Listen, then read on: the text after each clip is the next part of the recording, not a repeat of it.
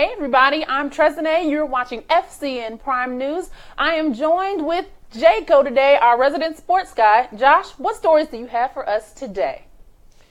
I got Olympics today because really nothing else is happening in the world of sports but Olympic sports. So stay tuned. We're going to be talking all the upcoming events, a little bit about what's happened, a little bit about what's coming up with our diverse U.S. Olympic team. Back to you, Trey. All right, everybody. Good evening. Today is Monday, February the 12th, and you're watching FCN Prime News here on the Fifth Column Network. As I've said, I'm Tresene, your news anchor for this evening here at FCN Prime News. You know how we do. We aim to bring you your news from a perspective that matters to you. No narratives, no fake news, no alternative facts, just the real facts. And tonight will be no different as I'll cover crime, business news, and current events, including the reveal of the Obama presidential portraits and a call for Marvel and Disney to donate proceeds of Black Panther to Black communities. With that said, let's take time to share this broadcast with all of our friends and followers so that they can join in on tonight's episode as well. All right, let's get into our news for tonight. First up, crime and justice news. A police officer who was fired after deciding not to shoot a distraught subject is getting a settlement for wrongful termination. A city in West Virginia has agreed to pay former police officer Stephen Mader $175,000 to settle a wrongful termination lawsuit after he was fired following his decision not to shoot a distraught suspect who was holding a gun. The incident occurred in May of 2016 when Officer Mader responded to a domestic disturbance call and found the suspect with an unloaded gun. Mader said the suspect was visibly choked up and told Mader to shoot him. Mader, who was a Marine veteran who served in Afghanistan, said that he concluded the suspect was not a threat, and so he opted instead to de-escalate the situation. As Mader was in process of getting the suspect to drop his weapon, two officers arrived and immediately shot and killed the suspect. When a state investigation was done, it found the officers' actions were justified, but at the same time, the police department found Mader's actions to be in violation of probationary standards and that he lacked critical incident reasoning. Ladies and gentlemen, I never thought I'd see the other side of this police brutality coin, where law enforcement actually announced that they aren't in the business of de-escalation and proving it further by paying less money than it does for severance pay when people actually shoot and kill someone.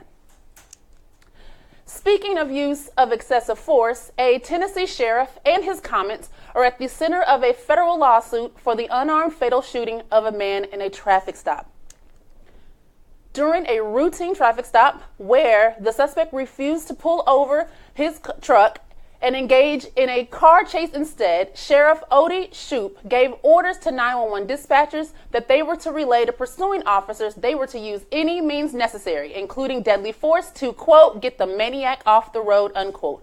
When the responding deputy advised the sheriff that he was going to ram the suspect instead, the sheriff ordered the officer not to do so, but instead to use his shotgun to end the pursuit. The suspect was shot in the head and killed immediately. The sheriff has not disputed these facts. Rather, he defends them, saying he needed to prevent damaging his patrol cars. The lawsuit against him seeks up to $10 million. In New Jersey, a neo-Nazi wants to change his last name to Hitler. Yes, Isidore Heath Campbell wants to legally become a Hitler. This man first made headlines in 2008 when he unsuccessfully tried to have a birthday cake for his then 7-year-old inscribed with, "Happy birthday, Adolf Hitler." Shortly after that birthday cake request went viral, Campbell and his then wife lost custody of their children. At the court for the custody hearing, he legitimately showed up wearing a Third Reich uniform, black boots, and a swastika armband to petition the court to let him see his kids. His sons, named Adolf Hitler Campbell and Heinrich Hans Campbell, and his daughters, Jocelyn Aryan Nation Campbell and Hanslin Jeannie Campbell, are currently in foster care. His name change hearing has been set for March 24th. The judge better deny that ish on policy reasons. In Massachusetts, a man has been arrested after breaking into several people's homes while they attended wake or funeral services for loved ones.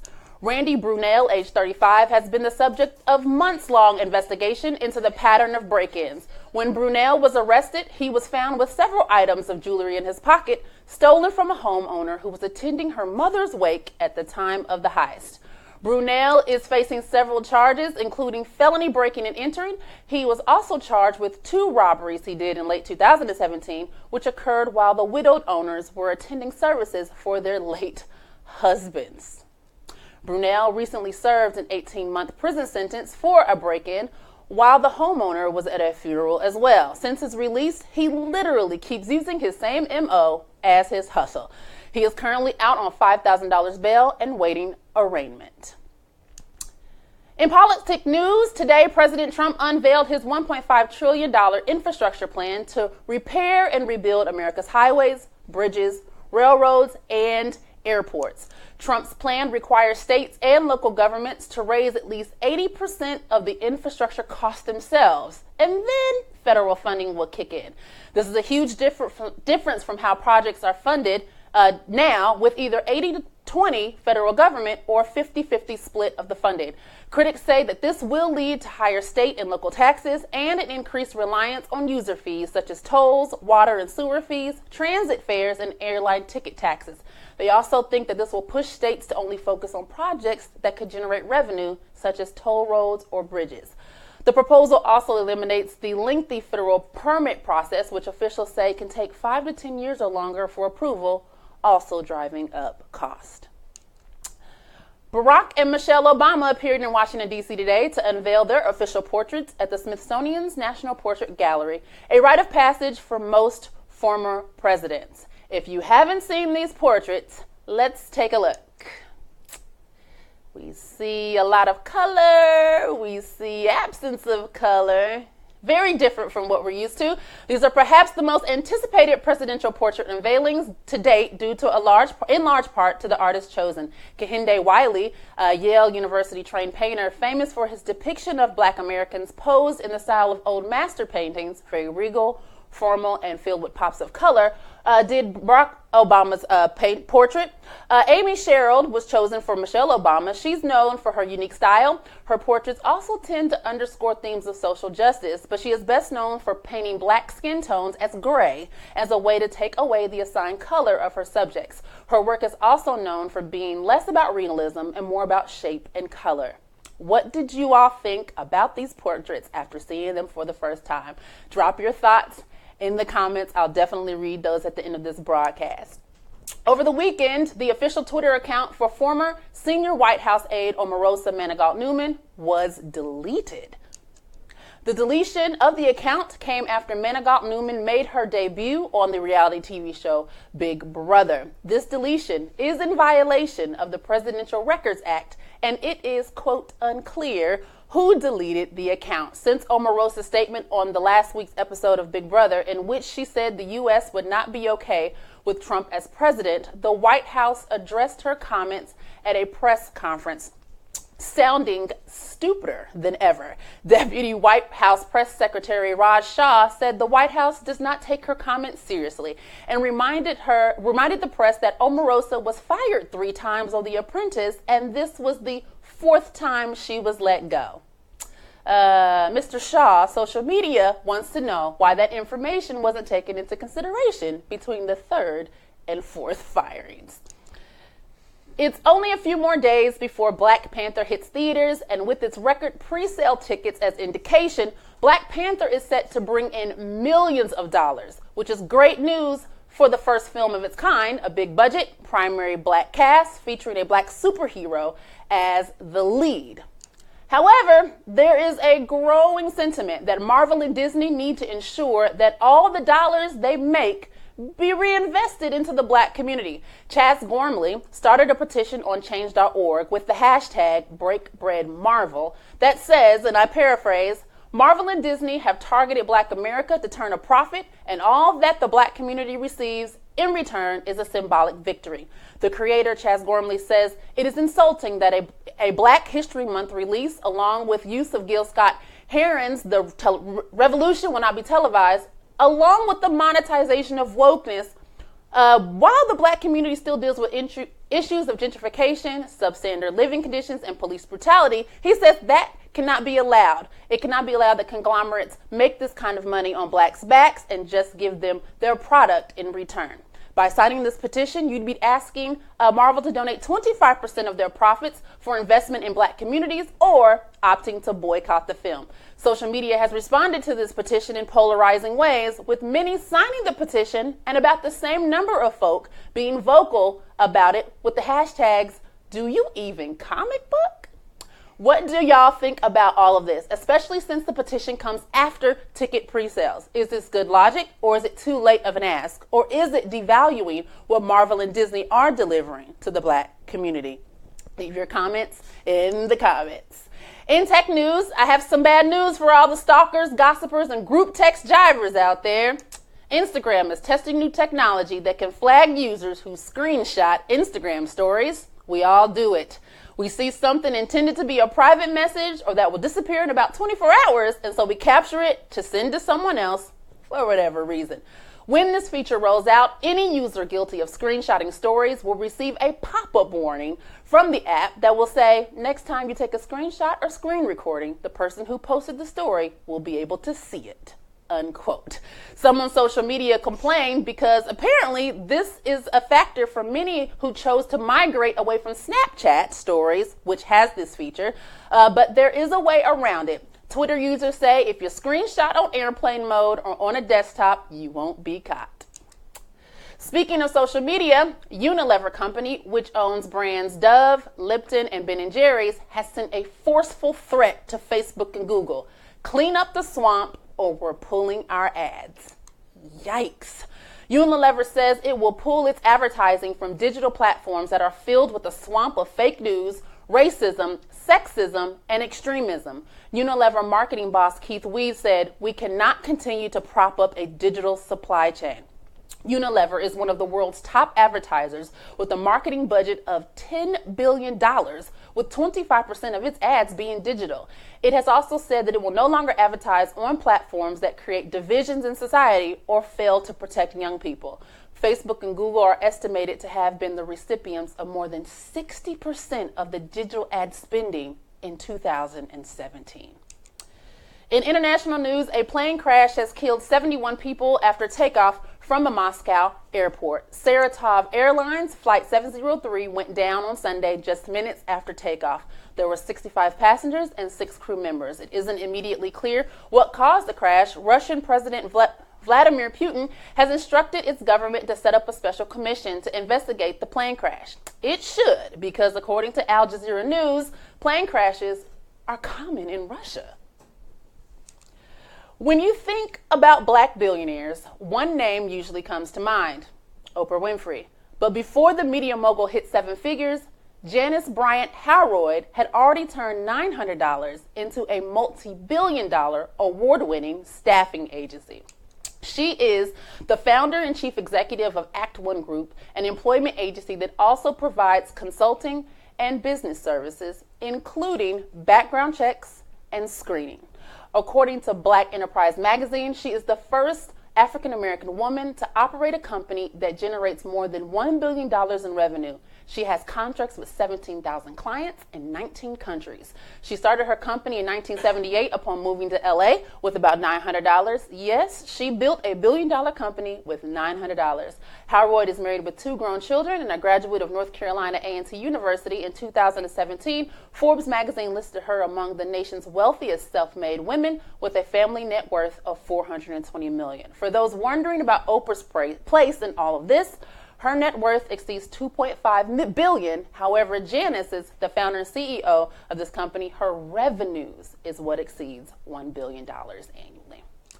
Speaking of setting records, the city of Baltimore is at 11 days without a single homicide, the longest streak it's seen since 2015. The streak is the longest since 2015 unrest, where there was a huge, sharp, and sustained spike in violence, and it coincides with the start of a 72-hour community-led ceasefire that kicked off earlier this month. Baltimore ceasefire organizer Erica Bridgeford says she is so glad to see all of this happening, but she doesn't take all of the credit. As she sees murder as a public health issue with many causes, she does see the ceasefire as part of a solution that is paying off. The longest streak in Baltimore without a homicide that the Baltimore Sun, who published this story, could find came in March of 2014 when the city went 17 days without a homicide. That month saw only 7 killings, the fewest in a month since 1970. In fashion news, a Muslim clothing line is launching at Macy's.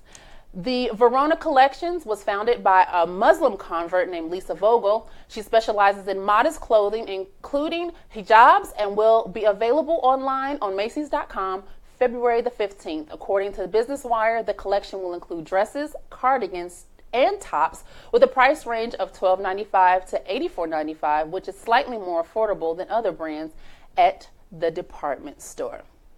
All right, for our last story here on Prime News, for the parents who are considering where to send their kids to college, Best Colleges has released a list of the top HBCUs to attend in 2018. So we're going to take time to highlight the top 5 and what they're best at, along with some tuition comparisons. At the top of the list is Florida A&M University. It is one of the largest HBCUs, and it is responsible for issuing the most undergraduate degrees for Black Americans in this nation. Up next was North Carolina A&T. It is the least expensive of the 5 to attend. It is also the second largest producer of undergraduate degrees for Black Americans in this country. Third is Bowie State University in Maryland. It is a major producer of education graduates in America. Fourth, Howard University, and the most expensive to attend, but it is the major producer of our country's doctors and public servants in America. And last is Delaware State University, and it has its popularity in liberal arts. It's also the top school for dreamers who have received educational assistance from the Opportunity Scholarship Program. All right, that wraps it up for me. We're going to kick it over to the sports set where Jayco is waiting to give you guys your sports news.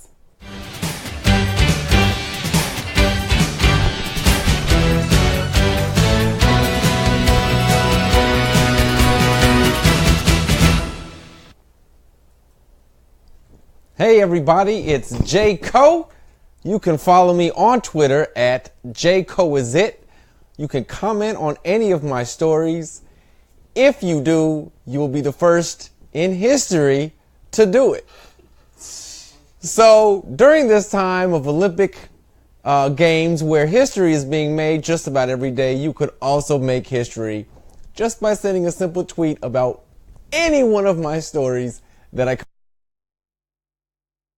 pre-show. I will be covering the Olympics, the United States touting their most diverse group of athletes ever. Last week, I highlighted some of those athletes. This week, I'm going to highlight the actual games, the teams, and some of their chances on winning. Not much else happening in sports this week. Serena Williams did return after having her child, lost in straight sets in doubles competition with her sister, so not much to talk about there. She'll return to form. We are all sure about that. LeBron James got some new teammates. Is it going to make a difference for him? I'll discuss that on True Baller Thursday. So in the meantime, let's talk Olympics. The Olympic bobsledding team will be facing stiff competition from the world, including heavily favored Germany, who is basically favored to win all 3 medals in team competitions on bobsledding. I believe the 4-man, they are predicted to win 1, 2, and 3, gold, silver, and bronze, as we say in the Olympic Games. For both the men and the women's teams, Canada as well is favored. The men are not necessarily expected to medal. They are putting out a strong team, including a few African-American gentlemen that I highlighted, so it is always in the realm of possibility. They're going to go. One of their captains actually recently got a appendectomy 12 days before the Olympic Games. He will still be competing, so we'll be rooting for that team. However, the women look like they will at least be grabbing the silver medal. Our girl Carrie Jones, among those, as I highlighted last week, will be on that team, so we'll be rooting for them as well. The U.S. hockey team, not expected to medal at all. Jordan Greenway and team are going to be going for a medal this year. However, in the last world competitions, the World Cup, as they are pictured here in this image, they lost all of their games. So hopefully they give us a little better of a showing. Now, the NHL this year is not participating. So there will be no NHL players on any team, international or American, which is something I recently found out. I thought that was quite interesting. I believe they are sitting out due to the location of the Olympics, but, something that they chose to do. However, what will be here is women's hockey. For the first time in 20 years, they are back in the Olympic Games, and Canada, U.S., Finland are the favored teams. In the last 18 competitions, world competitions of women's hockey, non-Olympic, Canada has won 10, U.S. has won 8. So it's pretty much Golden State, Cleveland on a hockey level. In figure skating, the team competition is already over, and the United States team took home bronze. The Russian team, and obviously I say that because there is no Russian team, they were banned. There are athletes who are from the country of Russia representing a generic Olympic flag. However, they are still claiming saying Russia won. It will not be an official win for the country of Russia. Nevertheless, they pretty much demolished the rest of the field in the team competition and got the gold. Canada, I believe, got silver. U.S. team still got the bronze. Now, coming up this Friday in the individual competition, we have Nathan Chen and Karen Chen, no relation, set to get gold in both of their individual events. They are heavily favored. Even though Nathan Chen fell during his presentation or his routine, during the team competition, he's set to bounce back. He is heavily favored. Speaking of figure skating, Asian American, Mirai Nagasu made history during the team competition free skate when she nailed a triple axel, becoming the first American woman ever to successfully complete that move in the Olympic Games. I actually have some footage. Watch this amazing feat by Miss Nagasu. If you see landing like it was nothing, U.S. team was cheering her on. They were very excited about it. It was a pretty amazing move. However, she still only got second in the women's free skate competition. Now, that's not a silver medal. It's just second as far as points. Again, the Russian team got first there. U.S. speed skating. Speed skating is also fielding a pretty strong team with a couple African-American skaters, including my girl, Mame Bine. I do hope that I pronounced that right. I had it phonetically spelled last week. They are going to be going up against Netherlands, which are heavily favored for both men and women's. The men's team, again, going to be battling the Russians, and the women's team will be contending against Japan. Shani Davis, the first African-American male to ever win a speed skating gold. They're not favored. Him and Mamie, are not favored, but they are still in contention, especially her with the 500-meter race. Speaking of my man, Shani Davis, he was one of the 2 possible Americans who were going to be selected to be the flag bearer at the opening ceremonies. Apparently, the team voted. There was a tie. So how did they choose the winner? Well, what else but a coin flip? And guess who won? Loser Erin Hamlin.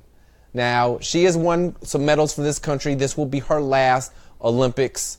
Shani as well has won medals for this country. This will be possibly his last Olympics, although maybe not. Now, he called it a dishonorable method and sat out the opening ceremonies. He said, I'm not participating. I think, considering the climate of the country, I think considering the historical nature of this man, choosing him would have been a no-brainer. But no, they decided because, we're the U.S., let's go democratically and vote. And since that didn't work, as we saw in our last election, they decided let's go ahead and flip a coin. That shit still didn't work. Now, Davis did tweet about this. since this tweet, his account is now, I don't know if it's blocked. You have to request to follow it in order to see his tweets and then get an answer. So this is what he tweeted though. I am an American. And when I won the 100 meter in 2010, I became the first American to two-peat in that event. Not the first African American, the first American to two-peat in that event. Team USA dishonorably tossed a coin to decide its 2018 flag bearer. No problem. I can wait until 2020.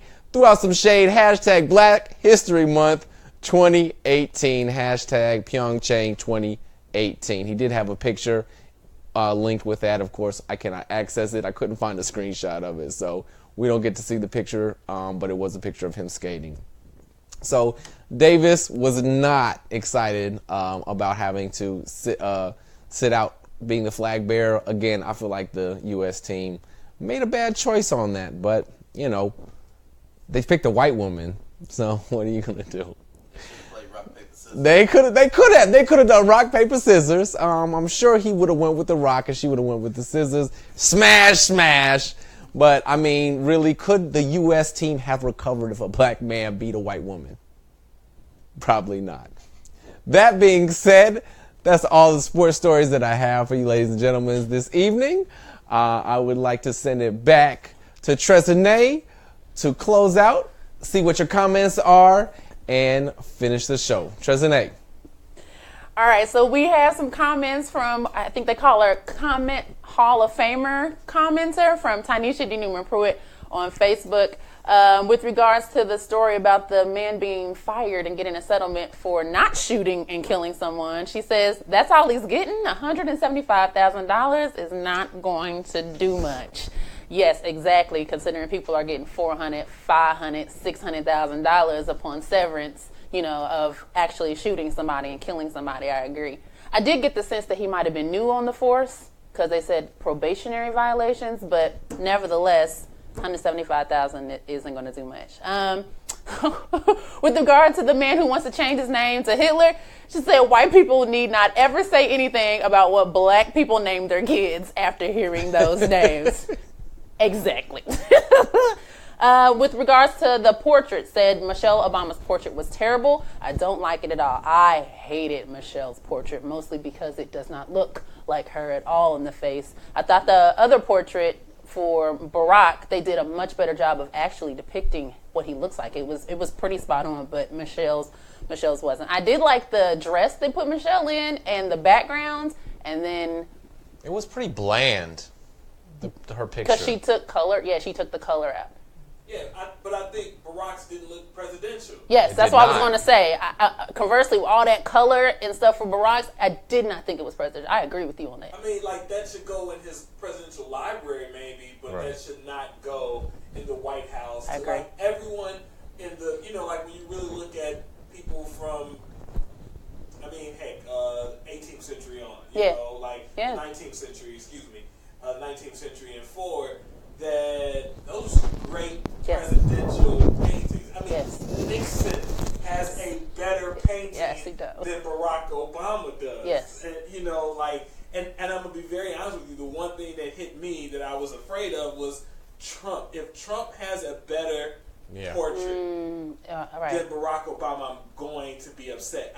You know, I get it. We're black. We want to do our own thing and do something. But, you know, sometimes just having your name in the history books and doing excellent work, I just think that it wasn't presidential at all. I think Michelle's it didn't look like her at all. It looked like my niece has one of these black dolls with that face shape. And it's like, it could and then they took a picture of that doll and they did an Instagram filter over it. Yeah, it's awful. I do not like it. And I'm kind of upset of all the black people that's like, just because it's there. Yes. And I'm like, we know it's going to be there. Yes. But it's not great.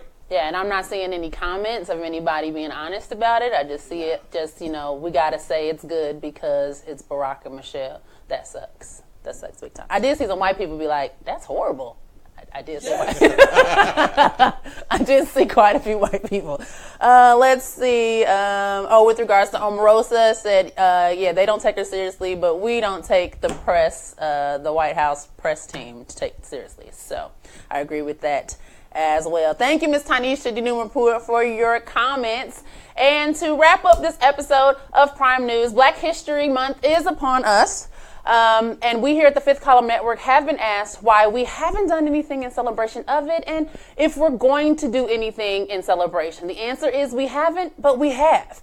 The Fifth Column Network is about Blackness each and every day, from what we program to whom we serve. We target Black people, Black history, Black achievement, Black struggles with each and every news story, every pregame show, every argument during the Sunday edition, and every program we broadcast here.